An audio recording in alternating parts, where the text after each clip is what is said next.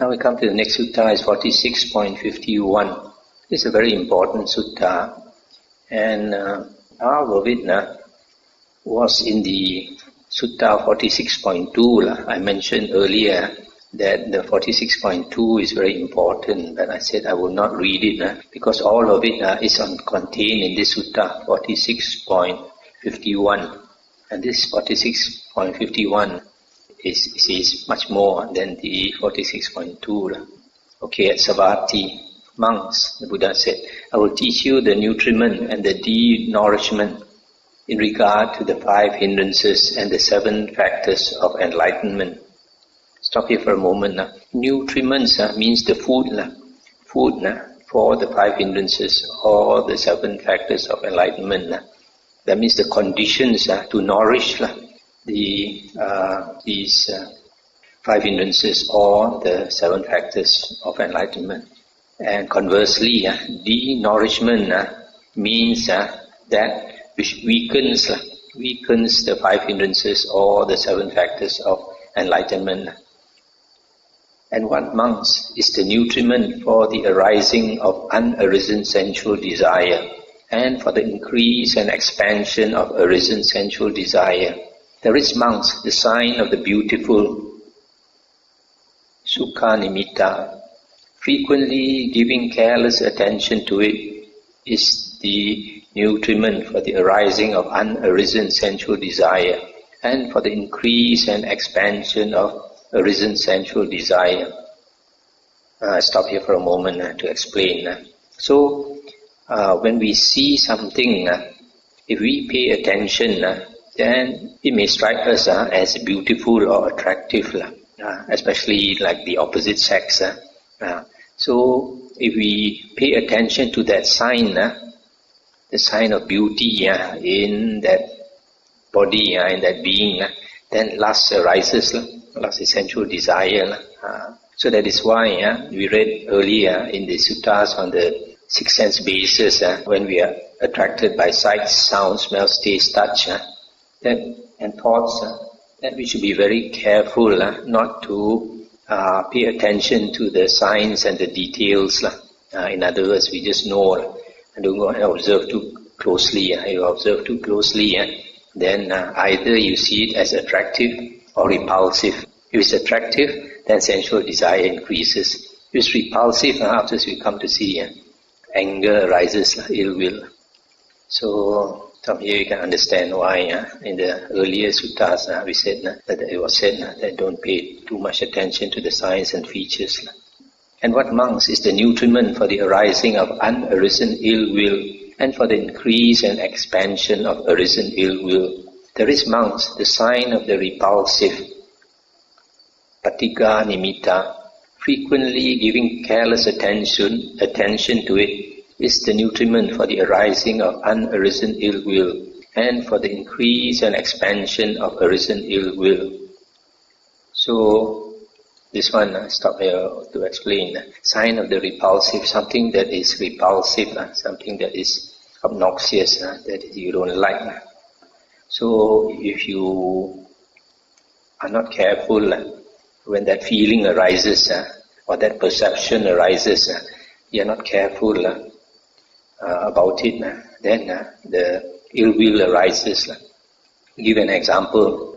A lot of young people are very vain about their beauty or their handsomeness and all that. So when they see somebody old, with wrinkled skin and almost few teeth left, white hair or not much hair left, and crooked, hunchback and all that, skin blotchy and all that, then when they see, they feel repulsiveness. They don't like, they look down on that old man or the old lady. But they forget one day they're going to be exactly like that old man or the old lady.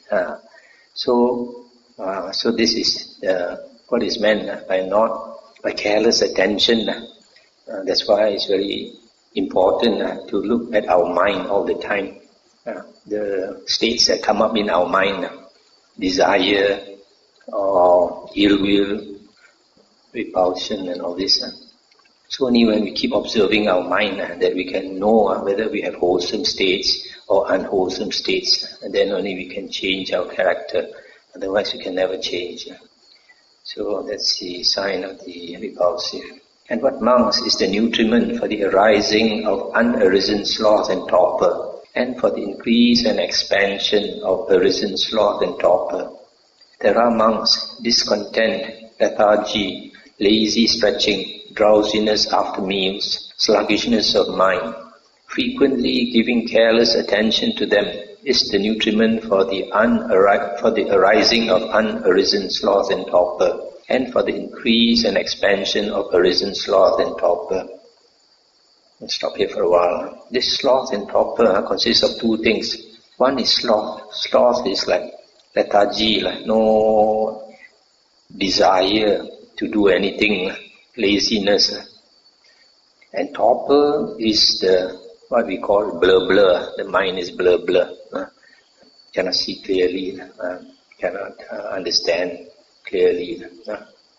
So it mentions drowsiness after meals. If we take a heavy meal, it's very natural. After heavy meal, all the blood goes to your stomach. You feel sleepy. When you feel lazy and sleepy, actually it's trying to hypnotize you. This laziness and sleepiness is trying to hypnotize you. And most of us, we are hypnotized by the laziness and sleepiness. When we have that feeling, and then if we are not careful, we believe very sleepy. So you tend to want to sleep. So that is careless attention to this sloth and torpor. So sloth and torpor will increase if we are not careful. When we have this sluggishness of mind and this lethargy. And what monks is the nutriment for the arising of unarisen restlessness and remorse, and for the increase and expansion of arisen restlessness and remorse. There is monks, unsettledness of mind. Frequently giving careless attention to it is the nutriment for the arising of unarisen restlessness and remorse, and for the increase and expansion of arisen restlessness and remorse. So, when this unsettledness of mind, the mind is disturbed, cannot settle down, and then if we give in to it, we believe it, so it means we are not giving careful attention to it, and then this restlessness and remorse increases. And what monks is the nutriment for the arising of unarisen doubt, and for the increase and expansion of arisen doubt. There are monks, things that are the basis for doubt. Frequently giving careless attention to them is the nutriment for the arising of unarisen doubt, and for the increase and expansion of arisen doubt. Suppose you have something that gives you doubt, and you are unable to give careful attention to it, then this doubt increases. And the reason why we are unable to give careful attention to it is because our mind is not very clear. Our mind is have all these five hindrances, and we are blur most of the time. So this doubt arises when we have to make a decision. For example, you want to do something and you have a few options, A, B, C, D, and your mind is not very clear. You have a lot of doubt now. Is A better, or B better, or C better, or D better? And you cannot see clearly. The only way you can see clearly, that means have yoniso manasikara, careful attention or careful consideration, is a clear mind. That's why it's important to get rid of these five hindrances. Now, the next set, the nutriments for the enlightenment factors. And what monks is the nutriment for the arising of the unarisen enlightenment factor of recollection, sati, and for the fulfillment by development of the arisen enlightenment factor of recollection. There are monks, things that are the basis for the enlightenment factor of recollection. Frequently giving careful attention to them is the nutriment for the arising of the unarisen enlightenment factor of recollection, and for the fulfillment by development of the arisen enlightenment factor of recollection. Stop here a moment. No? So these things that are the basis for recollection. For example, Dhamma, the suttas that you have heard, they are the basis for recollection. So if you frequently give careful attention to the Dhamma that you have heard, to the suttas that you have read, and then this factor of recollection arises or increases.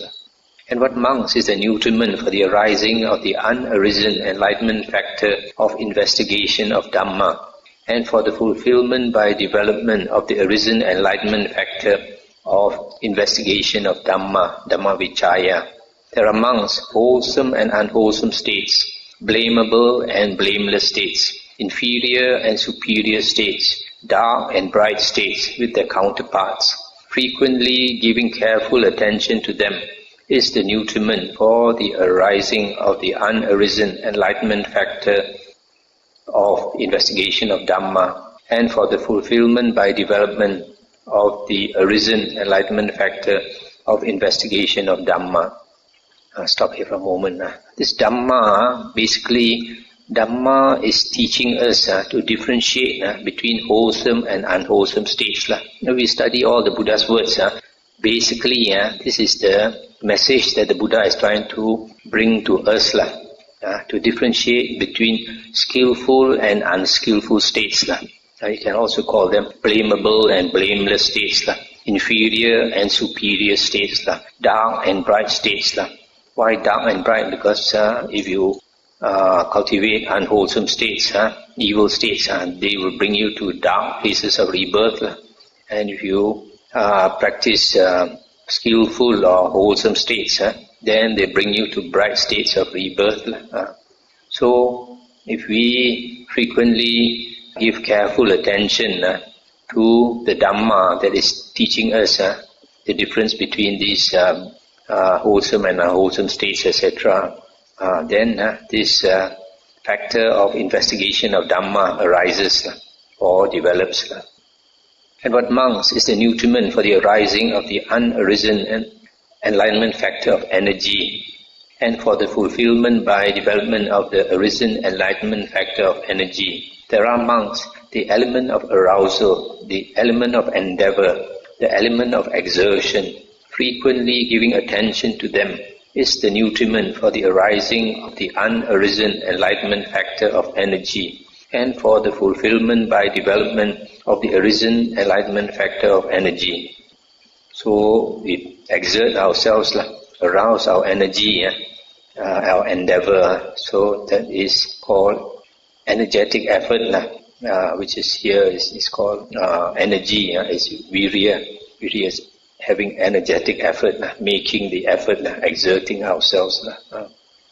And what monks is the nutriment for the arising of the unarisen enlightenment factor of piti, and for that is delight. Here it is rapture, but I prefer the word delight. And for the fulfillment by development of the arisen enlightenment factor of delight. There are monks, things that are the basis for the enlightenment factor of delight.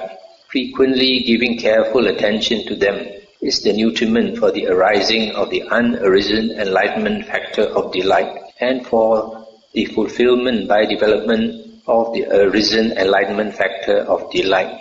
Stop here again.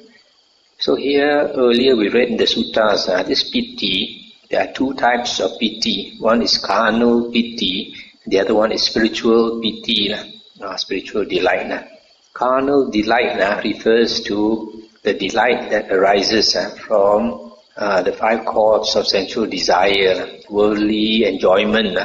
When you enjoy worldly things, and the delight arises, that is carnal delight. But that has nothing to do with the seven factors of enlightenment. What is meant here is the spiritual delight. And spiritual delight, we read it earlier in the suttas, refers to the first and second jhana.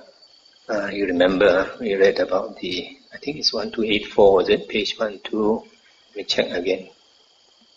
1283, 1284. So here explains that the spiritual delight refers to the first jhana and the second jhana. So you want to pay attention to the things that are the basis for the first jhana and the second jhana to arise. So depending on what is your meditation object, if your meditation object is the breath, so that is the basis for the enlightenment factor of delight. So if you frequently give careful attention to your meditation object, that is the nutriment for the first and second jhana to arise, and hence the enlightenment factor of piti arises with the first and second jhana. That is what is meant here. The things that are the basis for the factor of delight is basically your meditation object. And what monks is the nutriment for the arising of the unarisen enlightenment factor of tranquility, and for the fulfillment by development of the arisen enlightenment factor of tranquility. There are monks, tranquility of body, tranquility of mind.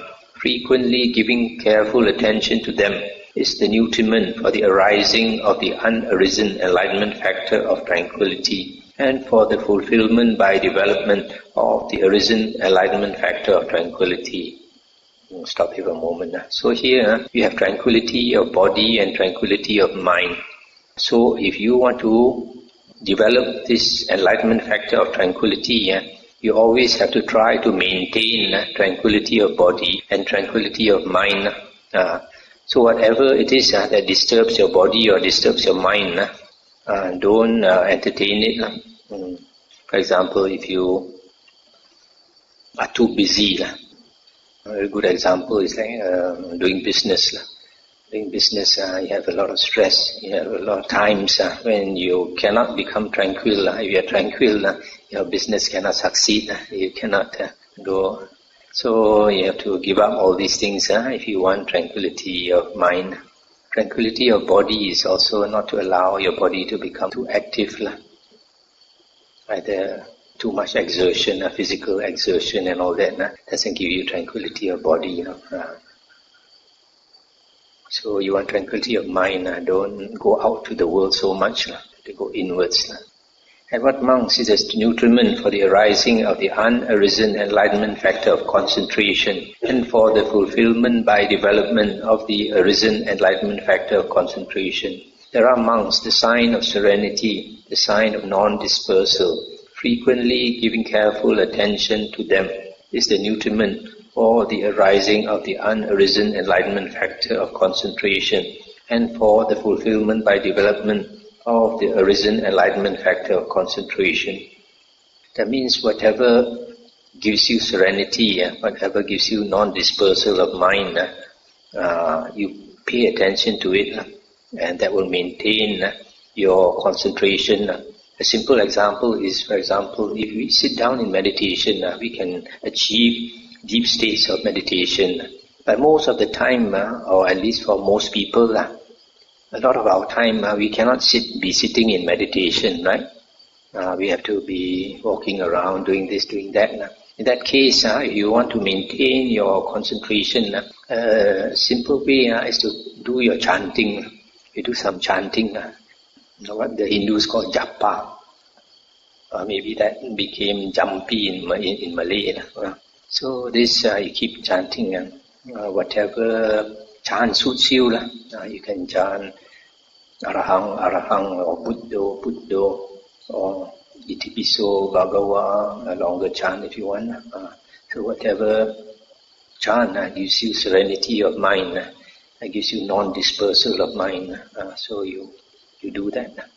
Or another one is, for example, if you pay attention to your breath, then it gives you serenity, it gives you non-dispersal of mind. Then if you can do that, you do that. And what monks is a nutriment for the arising of the unarisen enlightenment factor of equanimity, and for the fulfillment by development of the arisen enlightenment factor of equanimity. There are monks, things that are the basis for the enlightenment factor of equanimity. Frequently giving careful attention to them is the nutriment for the arising of the unarisen enlightenment factor of equanimity, and for the fulfillment by development of the arisen enlightenment factor of equanimity. So this one, you have to be very observant. What are the things that give you equanimity? So you try to maintain it. For example, if you have already a good state of meditation, then your mind becomes very blissful. And then sometimes somebody says some nasty thing to you. Normally, you would get angry. But if you already have a good state of mind, a peaceful state of mind, even though there is reason to get angry, you don't want to get angry. Because you know, if you get angry, it upsets your mind, upsets your whole system. So you just laugh it off, you don't get angry. So other conditions are like, what are the things that make you agitated. You don't go and get involved with it. For example, if you go to a place where there's a lot of people, and then you cannot maintain an equanimous mind. So you try to go to be aloof from society, and then only the mind is equanimous. So all these factors you have to observe for yourself. What are the things that suit your practice? Now we come to the third part. And what mounts is the denourishment that prevents unarisen sensual desire from arising, and arisen sensual desire from increasing and expanding. There is mounts the sign of foulness or unattractiveness. Frequently giving careful attention to it is the denourishment that prevents unarisen sensual desire from arising, and arisen sensual desire from increasing and expanding. This one, the sign of foulness or unattractiveness, if you refer to sensual desire, there is a practice taught by the Buddha called the 32 parts of the body, where we recite the head hair, body hair, nails, teeth, skin, flesh, sinews, bones, bone, marrow, kidney, heart, liver, midriff, spleen, lung, bowel, entrail, gorge, dung, brain, bile, phlegm, pus, blood, sweat, fat, tear, grease, spittle, snot, all of the joint urine. So these 32 parts, if we can either recite them slowly or we recite them fast. If we recite them fast, it is a concentration exercise. It's a concentration exercise that maintains our concentration. If we recite it slowly, then we can consider one by one head hair, then we consider it for a moment, then body hair, and then we consider it for a moment. So if we frequently do this, then we can see these 32 parts of the body quite clearly, so that when we look at a body, we don't only look at its skin deep. Mostly we look at somebody, we only look at its skin deep, at that person's skin deep. As they say, beauty is only skin deep. Below that skin, there's a lot of unattractive body parts, urine, excrement, blood, pus, all that. So if we practice these 32 parts of the body, then we can see the unattractiveness of the body, and that will weaken sensual desire, prevent it from increasing. And what mounts is the denourishment that prevents unarisen ill will from arising, and arisen ill will from increasing and expanding. There is mounts the liberation by mind of loving kindness, metta. Frequently giving careful attention to it is the denourishment that prevents unarisen ill will from arising, and arisen ill will from increasing and expanding. This one, liberation by mind of loving kindness, that means you can say release by mind of loving kindness, or radiation by mind of loving kindness. In the suttas, the Buddha says, if you really want to practice this radiation of loving kindness, you have to attain strong samadhi. When you have strong samadhi, then it's like a kind of psychic power. You radiate loving kindness out, and other beings can feel it, other beings can know. But for most people, you don't have that strong samadhi to do this. Then we give loving kindness to others through our body language, through our verbal language, and if possible through our mental thoughts also. So through the three karmas, if you always think in that way, that you want to be to have loving kindness to all beings, because all beings are basically like us. We have a lot of unhappiness. Other beings also have a lot of unhappiness. Probably other beings have much more unhappiness than you have. So you give them loving kindness instead of anger.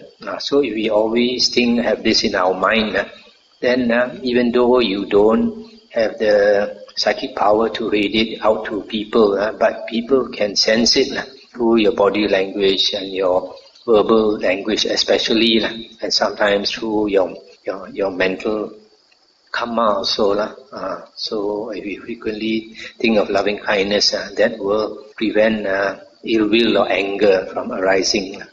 And what monks is the denourishment that prevents unarisen sloth and torpor from arising, and arisen sloth and torpor from increasing and expanding. There are monks, the element of arousal, the element of endeavor, the element of exertion. Frequently giving careful attention to them is the denourishment that prevents unarisen sloth and torpor from arising, and arisen sloth and torpor from increasing and expanding. For most of us, sloth and torpor is one of the big obstacles to meditation, especially like in the morning when you want to meditate, very sleepy. So here the Buddha says, you want to weaken your sloth and torpor, put forth energy. A good way, if you sit, it's very difficult. You become like hypnotized by the sloth and torpor, cannot fight it. So a good way is to do walking meditation. You walk. The more sleepy you are, the faster you should walk. So when you walk faster, then all your blood starts moving. Then you're not so sleepy. One of the reasons we feel sleepy is that the blood in our brain is stale. We need to change it. That's why you notice one of the yoga practices, they go upside down. Yes or not? Go upside down. So all the blood goes to the brain, change the stale blood in your brain. But don't do too long, you get a headache. Try not to do more than 1 minute. If you can't go vertically upside down, you can still go to the wall, edge yourself to the wall, and put your leg as high as you can. If you even do it for 1 minute, you'll change the blood in your head. You don't feel so sleepy. Even if you don't go to that extent, even if you just lie down horizontally on the floor, you just lie for 1 or 2 minutes, then the blood flows better. Then after that, you get up, you don't feel so sleepy. So this element of exertion will decrease your sloth and torpor, put forth energy. So always remember, when this sloth and torpor comes, you always consider it's like the magician ghost trying to hypnotize you. So you have to fight. And what monks is the denourishment that prevents unarisen restlessness and remorse from arising, and arisen restlessness and remorse from increasing and expanding. There is monks, peacefulness of mind. Frequently giving careful attention to it is the denourishment that prevents unarisen restlessness and remorse from arising, and arisen restlessness and remorse from increasing and expanding.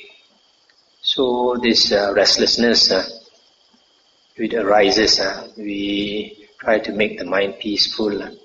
How to make the mind peaceful? Think of things think of thoughts that will give you peace of mind. I can think of the Buddha, the Arahants, think of whatever it is that gives you happiness, gives you peace of mind. Don't think of your problems. You think of your problems, you become more restless. That's why there are some people actually, they should not meditate.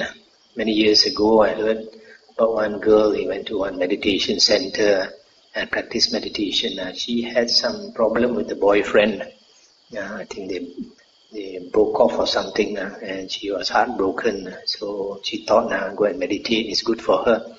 But the problem is when you have such a problem, when you sit down, you think of nothing except that problem. You cannot go away, it's a very strong problem.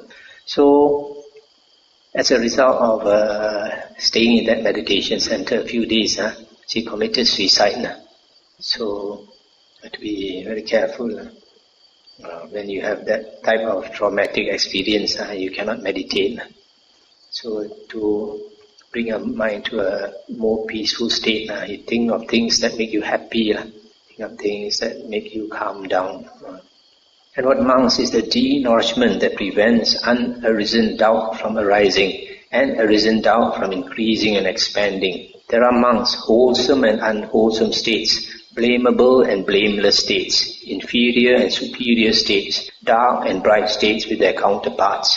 Frequently giving careful attention to them is the de-nourishment that prevents unarisen doubt from arising and arisen doubt from increasing. Now this doubt here in the 7 factors of enlightenment, I think it refers to doubt about the Buddha, Dhamma and Sangha. There is not doubt about worldly affairs, about worldly things. So when we think about wholesome and unwholesome states, blamable and blameless states, inferior and superior states, etc., basically we are thinking of the Dhamma.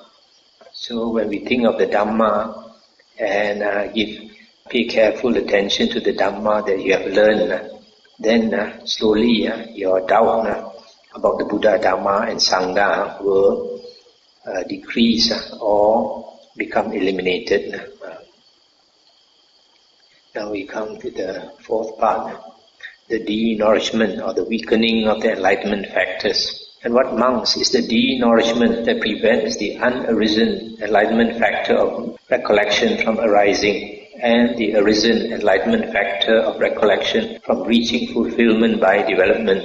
There are monks, things that are the basis for the enlightenment factor of recollection. Not frequently giving attention to them is the de-nourishment that prevents the unarisen enlightenment factor of recollection from arising and the arisen enlightenment factor of recollection from reaching fulfillment by development. So this one, things that are the basis for recollection is like the suttas, the Dhamma that we have heard.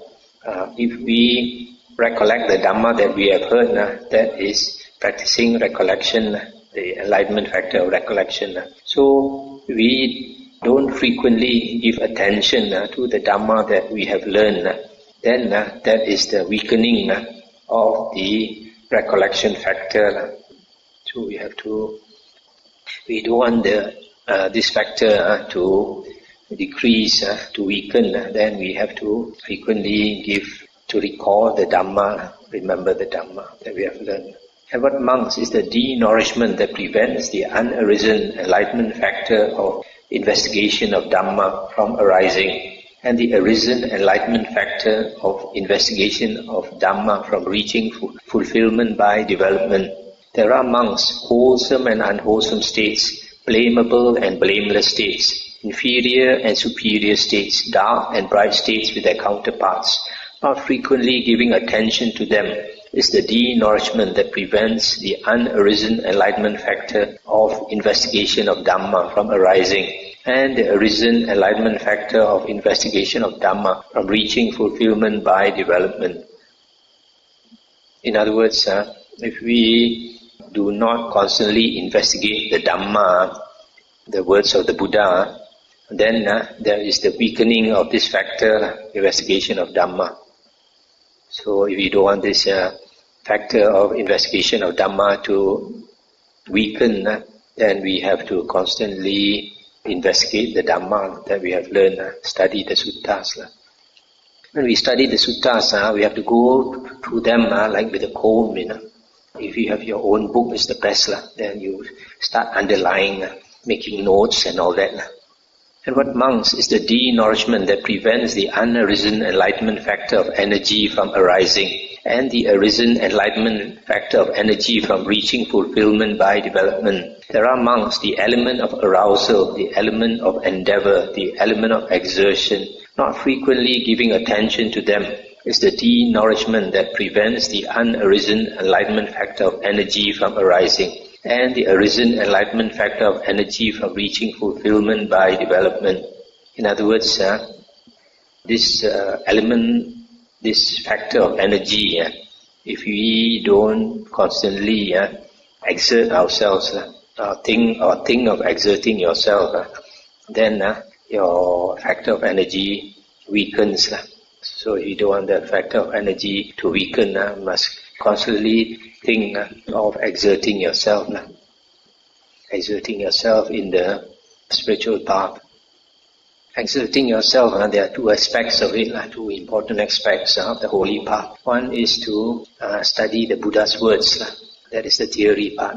And the second part is the practice of meditation, where we try to focus our mind, to get strength of mind.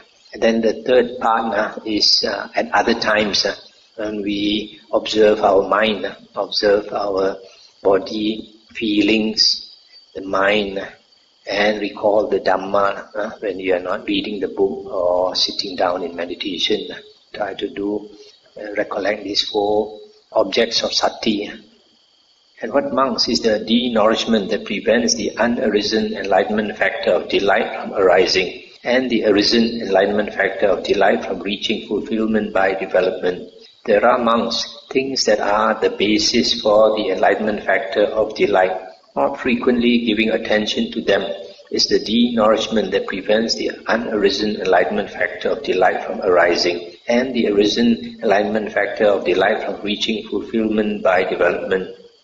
This enlightenment factor of delight, we mentioned earlier, refers to the delight that is attained from dwelling in the first jhana and the second jhana. So the things that are the basis for the factor of delight is, for example, to meditate frequently, sit down in meditation frequently. Secondly, like giving up a lot of worldly attachments, cut off worldly attachments so that you have more time to practice. And then another factor may be like becoming more aloof from society. Give up your going to the karaoke and to the race course and all that. So these things that are the basis for your attaining of the first and second jhana. If you frequently give attention to them, those things that support your attaining of the first jhana, then if you practice them, then this factor of delight increases. But if you don't pay attention to all these factors that support your attaining of the first and second jhana, then your factor of delight weakens. And what monks is the de-nourishment that prevents the unarisen enlightenment factor of tranquility from arising, and the arisen enlightenment factor of tranquility from reaching fulfillment by development. There are monks, tranquility of body, tranquility of mind. Not frequently giving attention to them is the de-nourishment that prevents the unarisen enlightenment factor of tranquility from arising, and the arisen enlightenment factor of tranquility from reaching fulfillment by development. So, not frequently giving attention to tranquility of body and tranquility of mind, and the conditions that support tranquility of body and tranquility of mind. If you don't give attention to them, then this factor of tranquility weakens. And what monks is the de-nourishment that prevents the unarisen enlightenment factor of concentration from arising, and the arisen enlightenment factor of concentration from reaching fulfillment by development. There are monks, the sign of serenity, the sign of non-dispersal. Not frequently giving attention to them is the de-nourishment that prevents the unarisen enlightenment factor of concentration from arising, and the arisen enlightenment factor of concentration from reaching fulfillment by development. So the sign of serenity and the sign of non-dispersal. Those things that give you serenity of mind, non-dispersal of mind, if you don't pay attention to them, then your factor of concentration weakens. For example, if you don't constantly keep your mind concentrated by chanting, instead you go and make your mind disperse by giving attention to sights, sounds, smells, tastes and touch and thoughts, then all your energy goes out to the six senses and your mind becomes scattered. That is the denourishment for the factor of concentration. And what amounts is the denourishment that prevents the unarisen enlightenment factor of equanimity from arising, and the arisen enlightenment factor of equanimity from reaching fulfillment by development. There are amongst things that are the basis for the enlightenment factor of equanimity. Not frequently giving attention to them is the denourishment that prevents the unarisen enlightenment factor of equanimity from arising, and the arisen enlightenment factor of equanimity from reaching fulfillment by development. Things that are the basis for the factor of equanimity, things that support equanimity. If you don't give attention to them, don't cultivate the conditions that give rise to equanimity, then the equanimity factor will weaken.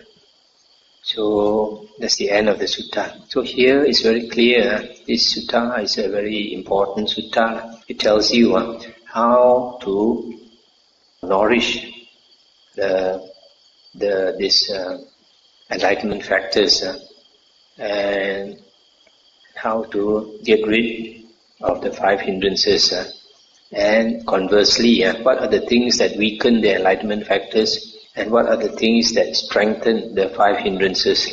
So if we understand these conditions, then we know how to practice to develop the seven factors of enlightenment and to weaken the hindrances. So I'll stop here because tonight we've gone over our question time discussion. Can I ask us to practice revulsion with the internal and external senses? What is the meaning by revulsion?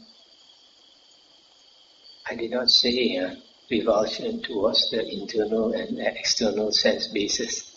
I was talking about revulsion of where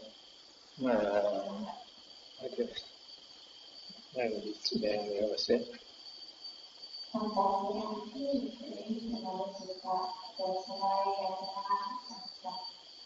Oh, the one about the six sense bases.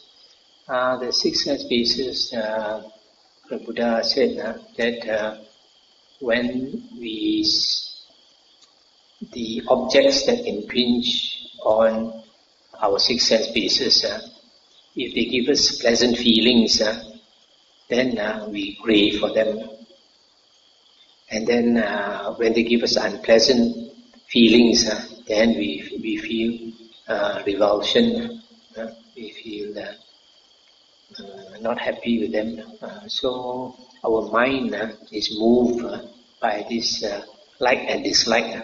If your mind is like an ordinary mind always has this like and dislike, and very choosy, very choosy. We want the best things. Second, not so good things we don't want, and all these things. And that applies to everything, to the forms that we see, the sounds that we hear, the smells, the taste in food, touch, and even thoughts. So, if that is the case, then your mind is not steady like a rock. So it's easily moved by outside conditions. So the Buddha said in some other sutta, you're moved by the eight winds. You like praise, you don't like blame. You like to be famous and all these things. So if you are moved by these states, then you always experience sukha and dukkha. So if you don't want to experience dukkha, you must also not be moved by sukha. If your mind moves too much when you experience sukha, happiness, then when the happiness goes away, because everything in the world is impermanent, your happiness cannot last. So when the happiness goes away, then you will experience a lot of dukkha. But if you train your mind not to be moved by sukha so much, then when dukkha hits you, you also don't move so much. So how to train your mind to be not so easily moved is to cultivate strength of mind.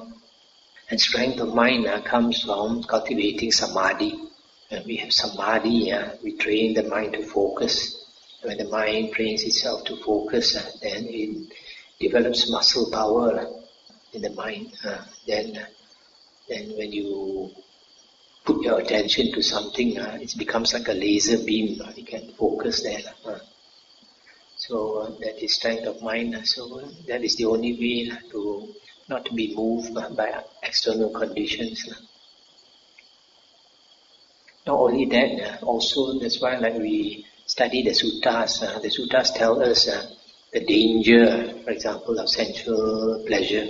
The Buddha says sensual pleasure, you consider it like a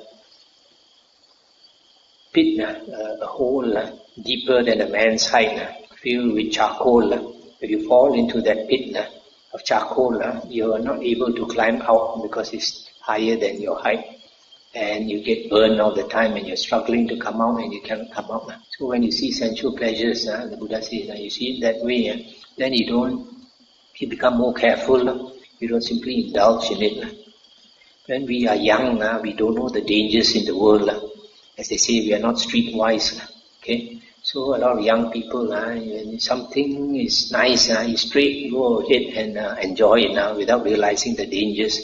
And then sometimes you can get caught in that, and you cannot get out of it. For example, some people who go into drugs, they are hooked to drugs, and their mind becomes so weak. They want to get out, but they just unable to help themselves because the mind is too weak. So there are also other things. Drugs is one extreme, but there are many other situations. For example, a lot of young people, when you're young, you think, it's very good to fall in love. Then after you fall in love, and then when you get your hands burned, your heart burned, then after that, next time somebody wants to fall in love with you, then you become very careful.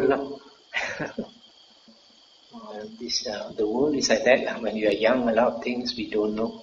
So the Dhamma is teaching us to lead our life in a skillful way, to differentiate between wholesome states and unwholesome states. States that give you happiness and states that give you suffering. There are a lot of states that give you happiness for a short while, and you think it's very good, but the end result is suffering. As they say, Thảo ti bôi kho, xin tìm hào phú. So these are the things in life a lot of people don't know.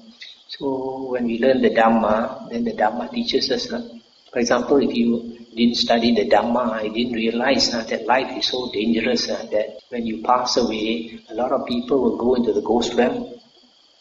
So a lot of people, when they don't study the Dhamma, they never realize that it is possible to be reborn as a ghost or an animal or fall into hell, is it? But the Dhamma tells us that it is very possible. In fact, most people after dying go into the ghost realm because we have used up our blessings, our store of blessings as a human being. And most people don't take the trouble to replenish your blessings by doing a lot of good deeds. So when they die, their store of blessings is less than when they came. That being the case, they will go into the ghost realm, even without doing evil deeds, without harming others. Just lead an ordinary life, you will go into the ghost realm. So these are the things that we never realize until you learn the Dhamma. Okay, shall we end for tonight?